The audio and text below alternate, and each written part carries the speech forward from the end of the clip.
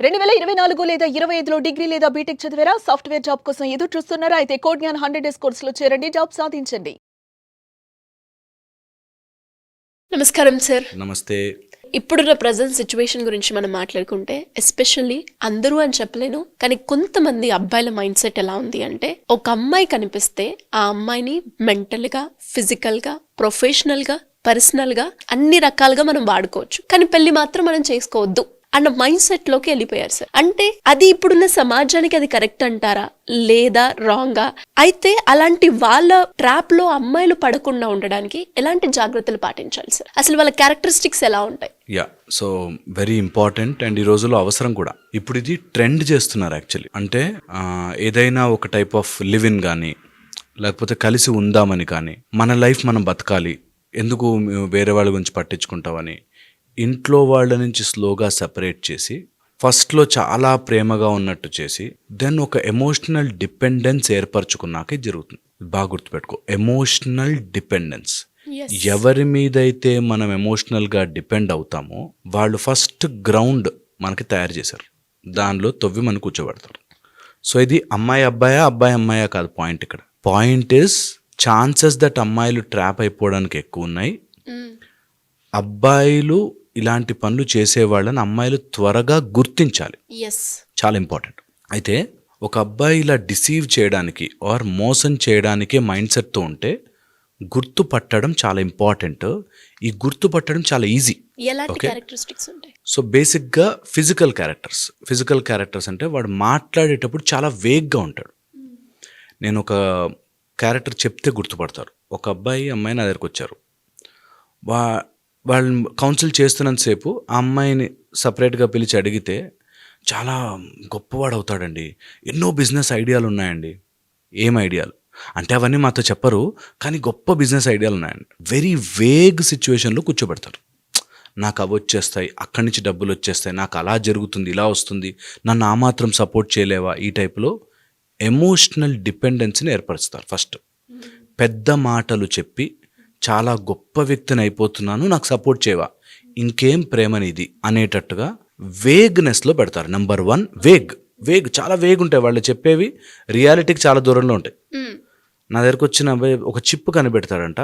ఆ చిప్తో బ్రెయిన్లో ఉన్న వాళ్ళందరి ప్రాబ్లమ్స్ సాల్వ్ అయిపోతాయంట. అండ్ ఎలాంటి డౌట్లు వచ్చినా సాల్వ్ చేసేస్తాడంట, వాడు కనిపెడతాడంట. మనం అలా ఎలా కనిపెడతావా అన్నాం అనుకో, అంటే టాలెంట్ని డిస్కరేజ్ చేస్తావా అంటాడు ఒక పాయింట్. రెండోది, అది నువ్వు చెయ్యాలి అంటే కష్టపడాలా?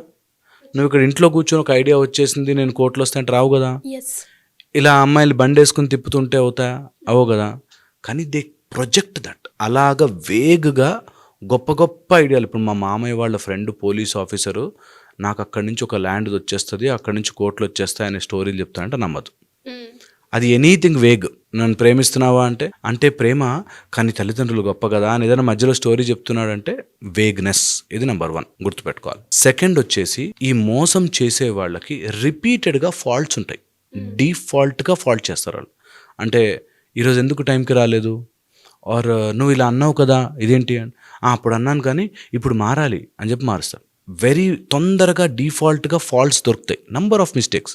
కానీ ప్రేమ కదా అని వీళ్ళు కవరప్ చేస్తుంటారు. మనం ప్రేమ కదా అని కవరప్ చేస్తారు. Very important.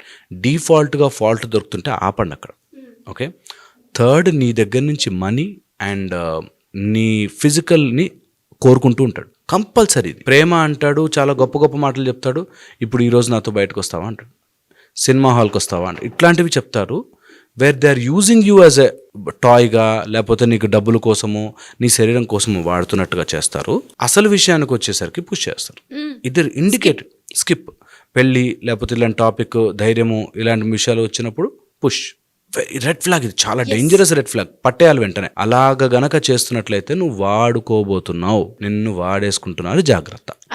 అది అలర్ట్గా ఉండాలి. ఫోర్త్, వెరీ ఇంపార్టెంట్, నీ వాళ్ళ నుంచి దూరం చేస్తూ ఉంటాడు. వాడితో ఎందుకు మాట్లాడావు, వీళ్ళతో ఎందుకు మాట్లాడుతున్నావు, మనం ఒకటి కదా, మనమంతా ఒకటి కదా. ఈ టైప్లో నీ వాళ్ళ నుంచి, అంటే పేరెంట్స్ నుంచి, నీ ఫ్రెండ్స్ నుంచి, నువ్వు వేసుకునే నీ డ్రెస్సింగ్ సెన్స్ నుంచి అన్నిటినీ మార్చడానికి చూస్తాడు.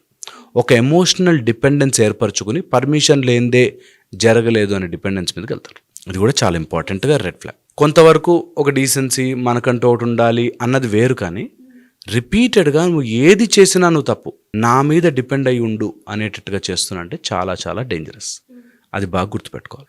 5th, మనము గనక బౌండరీ గీయకపోతే బౌండరీ లోపలికి వచ్చేస్తారు. మనకి దేశానికి సరిహద్దులు ఉన్నాయి, అలాగ మనకి సరిహద్దులు లేకపోతే ఎవడైనా లోపలికి వచ్చి వాడుకుని వెళ్తాడు.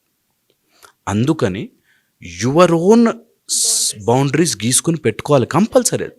Make it a habit that ఎవడన్నా కానీ, ఎంతటి వాడైనా కానీ, there is a limit that they can enter. ఆ లిమిట్ తర్వాత నీ లోపల ఉండే, నేను వీడియోస్ కూడా చెప్తుంటాను, నేను ఓపెన్ యువర్ బీస్ట్ మోడ్. రెడీగా ఉండాలి బీస్ట్ మోడ్. నీ లోపల ఉండే ఒక శక్తి ఎప్పుడు రెడీగా ఉండాలి. వెన్ టైం కమ్స్ ఆ లిమిట్ నువ్వు గీయ. 1 స్టెప్, 2 స్టెప్, 3 స్టెప్, మిత్రమా లక్ష్మణ రేఖ దాటి వచ్చావా, I know what to do అనే అది ఉండాలి కంపల్సరీగా. దట్ ఈస్ అ లిమిట్, ఒక బౌండరీ, ఒక బార్డర్. ఇది దాటి నేను చేయను, దట్ ఈస్ అ లిమిట్. నీ సెంటిమెంట్స్ని వాళ్ళ సెంటిమెంట్తో డిఫీట్ చేస్తున్నారంటే రెడ్ ఫ్లాగ్. అంటే నేను ఇలాంటి ప్లేసులకి రాను అన్నాం అనుకో, నా కోసం ఆ మాత్రం చేయలేవా అంటాడు. నువ్వు నా కోసం చేయలేవా అనే పాయింట్ ఉండదు అక్కడ. సో ఎప్పుడైతే యువర్ సెంటిమెంట్స్, యువర్ వాల్యూస్ని తక్కువ చేస్తున్నాడో రెడ్ ఫ్లాగ్ నేను యూజ్ చేసుకుని ఏ రోజైనా తిప్పేస్తాడు. 6th or 7th పాయింట్, ఎప్పుడైతే వాళ్ళకంటూ డిసిప్లిన్ లేదో అలాంటి వాడితో ఎంత దూరం ఉంటే అంత మంచిది. సినిమాలు చూపిస్తూ తాగుబోతుని ప్రేమించు, లేకపోతే వాడు ఎవడో తిరుగుతుంటే ప్రేమించు అంటారు. సినిమాలకు బాగుంటాయి, రియల్ లైఫ్లో బాగుండవు. సో ఎవరికైతే డిసిప్లిన్ లేదో వాడికంటూ ఒక ఫైనాన్షియల్ డిసిప్లిన్, ఫిజికల్ డిసిప్లిన్, ఒక స్ట్రెంగ్త్, ఒక ఫోర్స్ లేదో, హీఈస్ నాట్ మ్యాస్కులైన్. అలాంటి అబ్బాయిలకు దూరంగా ఉండాలి. స్ట్రెంగ్త్ మెయింటైన్ చేసుకుని, ఫిజికల్ డిసిప్లిన్ మెయింటైన్ చేసుకుని, వాడు అన్న మాట మీద నిలబడేవాడిని ఎంతనా ప్రేమించవచ్చు. అన్న మాట మీద నిలబడలేని వాడు, లేకపోతే ఫర్ హిజ్ లెవెల్లో ఒక గోల్ కానీ, ఒక ఎయిమ్ కానీ, ఒక పర్పస్ కానీ లేకుండా ఉన్నవాడిని నమ్మలేం. ఓకే, ఎయిమ్, గోలు పెట్టుకోవడం చాలా ఇష్టం కాదు. నాకు సింగర్ అవ్వాలని ఇష్టం అండి, ఇష్టం అందరికీ ఉంటుంది. దానికోసం నువ్వు ఎంత దీక్ష చేస్తున్నావు, ఎంత కఠోరంగా ప్రయత్నం చేస్తున్నావు, అలాంటి వాడికి సపోర్ట్ చేయొచ్చు. అంతేగాని ఇష్టాలను అంటే వాడు ఛాన్స్ ఇయ్యడు, వెళ్ళినా కానీ అవ్వలేదు అని కారణాలు చెప్తున్నాడంటే is not trying properly. So అలాంటి వాళ్ళతో కూడా బీ అనే 1 hand డిస్టెన్స్. ఇందులో చాలామంది ఎమోషనల్గా బ్లాక్మెయిల్ చేసి, నువ్వు నాతో ఇన్ని రోజులు తిరిగినావు కదా, నువ్వు నన్ను ఎట్లా వదిలిపోతావు అని కాళ్ళ మీద పడుండు అన్నట్టుగా ఉంటారు. సో ఇది వెరీ ఇంపార్టెంట్. అలాంటప్పుడు ఈగోకి పోయో, లేకపోతే జాలికి పోయో, అయ్యో అని పోయో ఇంకా ఇరుక్కుపోతారు. So boundary. అందుకే నువ్వు నన్ను చెడ్డ అయినా అనుకో, నేను ఇలా పెరిగాను, నాకు లిమిట్ ఉంది, నా తల్లిదండ్రులు నాకు వచ్చిన వాల్యూస్ ఒకటి ఉన్నాయి, వాటిని నేను సస్టైన్ చేసుకుంటాను ఎట్టి పరిస్థితుల్లో. అదే మిమ్మల్ని రక్షిస్తుంది. మనకి ఎప్పుడో చెప్తారు, ధర్మో రక్షతి రక్షిత అని. ధర్మం అంటే మనకి ఎన్ని రకాలుగా తెలుసా? స్వధర్మం.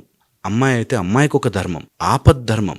మనం ఊపిరి తీసుకోవడానికి ఊపిరికి ఒక ధర్మం. ప్రతి దానికి, ప్రతి సిచ్యువేషన్లో, ప్రతి చోట ఒక ధర్మం ఉంటుంది.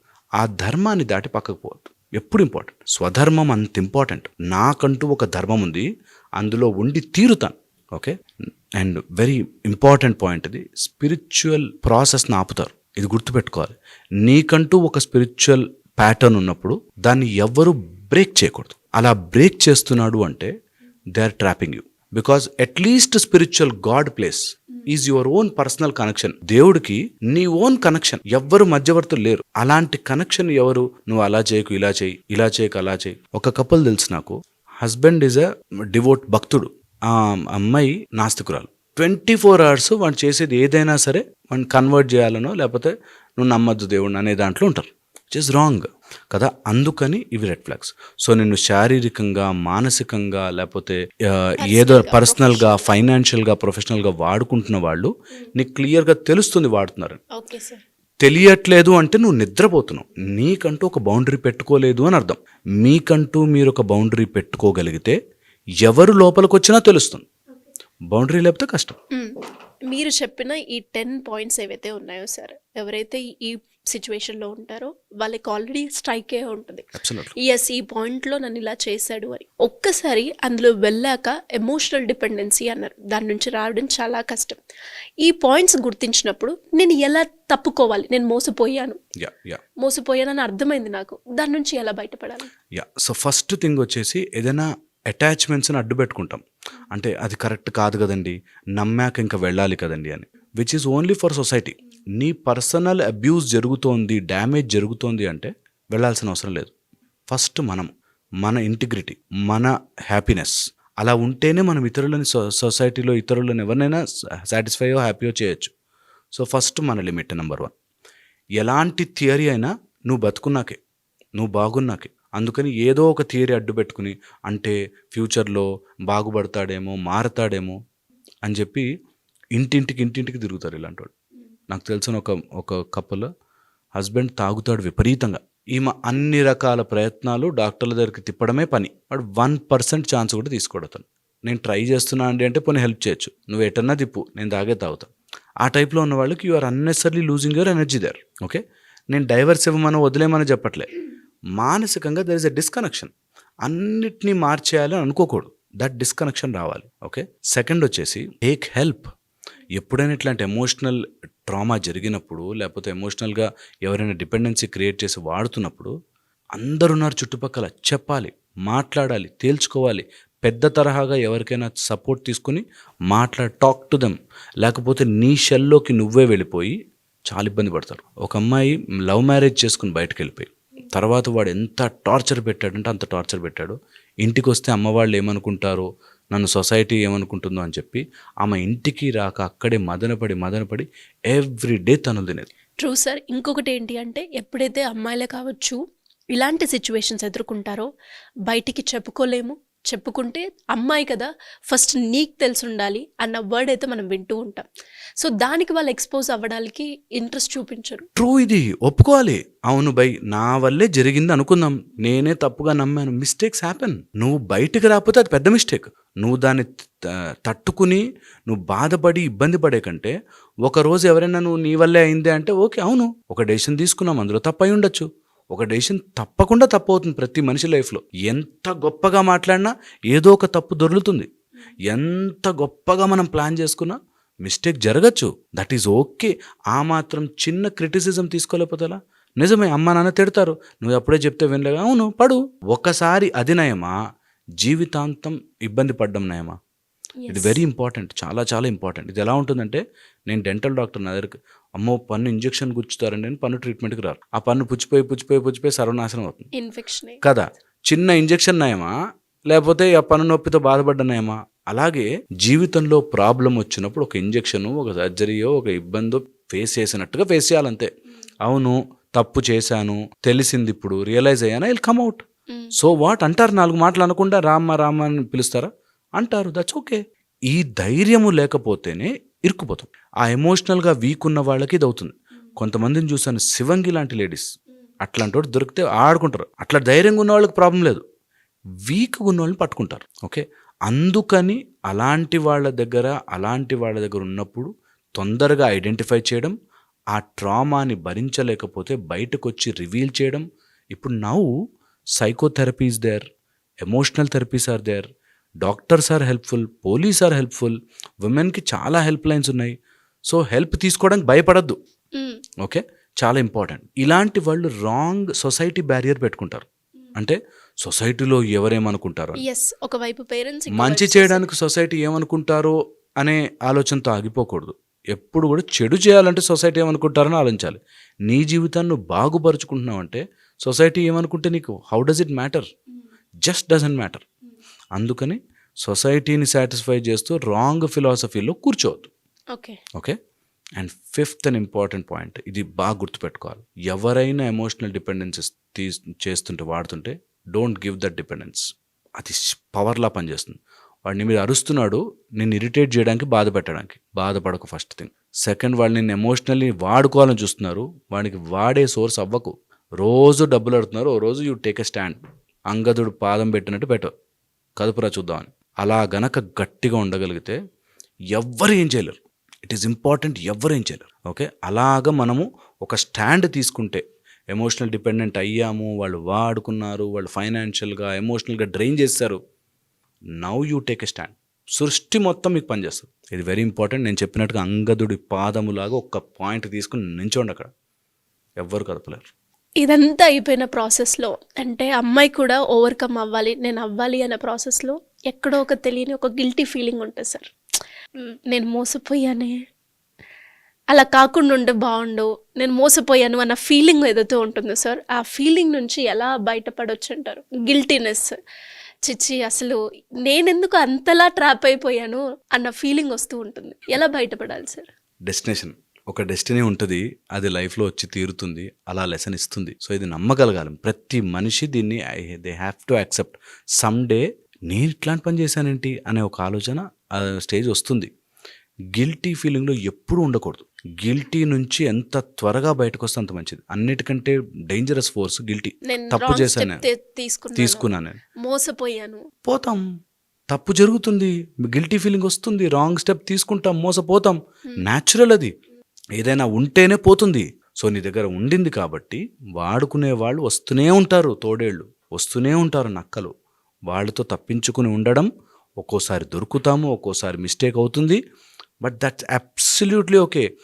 నేనేమంటున్నానంటే, ఒకడెవడో చెంపదెబ్బ కొట్టాడు, కొట్టినందుకు నీ కోపం వచ్చింది, వెరీ గుడ్.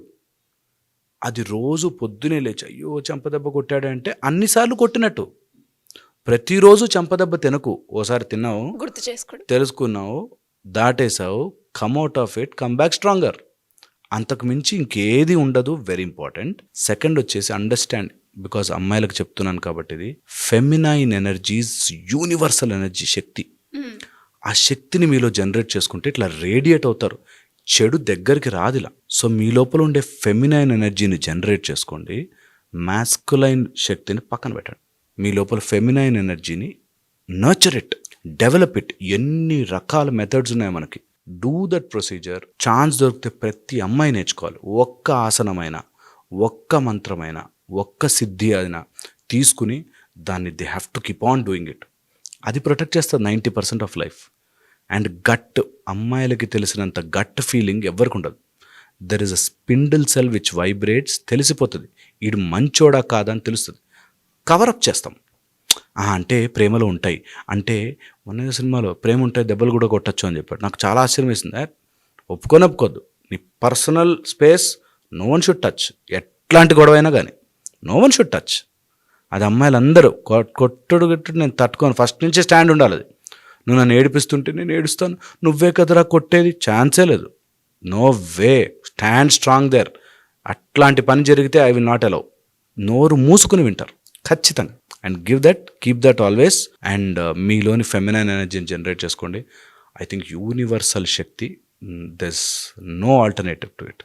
సృష్టిలో, ప్రకృతిలో ఫెమినైన్ ఎనర్జీ ఎంత ఈజీగా పెంపొందించుకోవచ్చు. ఓకే, మీరు if you want to trespass, సృష్టి దాటి వెళితే నీకు శివతత్వం అవసరమేమో, కానీ శక్తితత్వం ఇక్కడ చాలా బాగా తొందరగా వస్తుంది. పట్టుకోండి అందరూ, ఎంత వీలు కుదిరితే అంత.